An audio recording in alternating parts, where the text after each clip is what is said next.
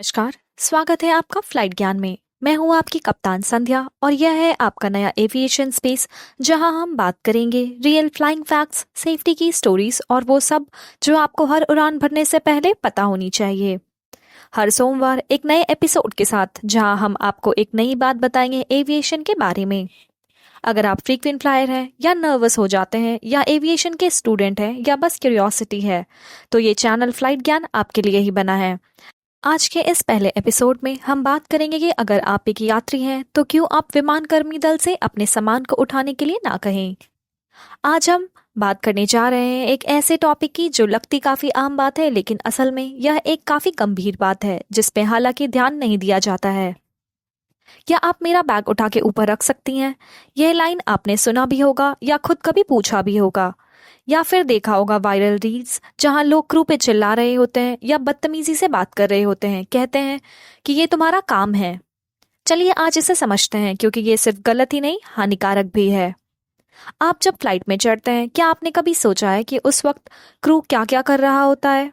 Crew की कई जिम्मेदारियां होती हैं, जैसे बोर्डिंग के समय तेल भरा जा रहा होता है जिसे हम रिफ्यूलिंग कहते हैं, जलपान चढ़ाया जा रहा होता है जिसे हम केटरिंग कहते हैं, और इन सब के बीच एक आखिरी गिनती होती है यात्रियों की जिसे हम हेड काउंट कहते हैं, और कैबिन सिक्योरिटी क्लियरेंस। इस लिमिटेड समय में कैबिन क्रू को यह विशेष रूप से ध्यान रखना होता है कि सभी बैग्स अपनी जगह पे हो, आइल्स और एग्जिट्स क्लियर हो, सभी पैसेंजर्स अपनी सीट पे बैठे हुए हो। लेकिन आखिर ये सब क्यों? क्योंकि अगर आपातकालीन स्थिति हो जाए तो हर एक सेकंड महत्वपूर्ण है। पर अगर कोई एल्डरली या प्रेग्नेंट हो तो? जी हाँ, हम सबका यही सवाल होता है। लेकिन क्रू को ट्रेनिंग दी जाती है जिसमें बूढ़े लोग, गर्भवती महिला जिनको शारीरिक रूप से कोई दिक्कत हो या तबीयत खराब हो, ये कुछ लोग हैं जिनकी हेल्प की जाती है सुरक्षा और ट्रेनिंग के साथ। लेकिन अगर हर पैसेंजर ये बोले मेरा बैग उठा दो, तो सुरक्षा एक खतरा बन जाता है। बस एक ही बैग तो है, इसमें बड़ी बात क्या हो गई? मैं समझ रही हूँ, लेकिन अब तथ्यों पे ध्यान देते हैं। ऐसे कई विमान कर्मचारी हैं जो क्रॉनिक पेन यानी लंबे समय से पीठ दर्द, शोल्डर इंजरीज यानी कंधे पे चोट, और लॉन्ग टर्म स्ट्रेन यानी लंबे समय तक खड़े रहते हैं, जिनके कारण ये अक्सर दर्द से पीड़ित रहते हैं, क्योंकि हम लोग अपने भारी सामान उनसे उठाने के लिए कहते हैं। इसीलिए विमान कंपनियों का क्लियर प्रोटोकॉल होता है। विमान कर्मचारी आपका बैग तब तक नहीं उठाएंगे जब तक जरूरी ना हो, क्योंकि अगर उन्हें चोट लग गई तो आपातकालीन समय में एक ट्रेन रेस्क्यूअर कम हो जाता है। ये सेवा या आदर सत्कार का नहीं, सुरक्षा का मामला है। अगर आपका बैग आप खुद उठा नहीं पा रहे हैं तो शायद उसे कैरी ऑन के लिए लेके नहीं आना चाहिए था। विमान कर्मचारी का कार्य आपकी सुरक्षा है, ना कि आपके बैग्स उठाना। तो ऐसे में क्या करना चाहिए? सामान हल्का पैक करें, 7 केजी के अंदर रखें। यदि बैग भारी है तो उसे चेक इन करें। एयरपोर्ट पे स्टाफ से मदद लें। अगर चलने फिरने में दिक्कत है तो पहले से सुविधा बुक करें। विमान कर्मचारी सिर्फ मुस्कुराने के लिए या चाय कॉफी सेवा के लिए नहीं है, वो ट्रेंड होते हैं विमान में आग बुझाने के लिए, इमरजेंसी इवैक्यूएट करने में, प्राथमिक उपचार में, हाईजैक या पैनिक स्थिति काबू करने में। और अगर इनमें से कोई एक भी घायल हो गया बस एक बैग उठाते समय, तो हमारी सुरक्षा का क्या होगा?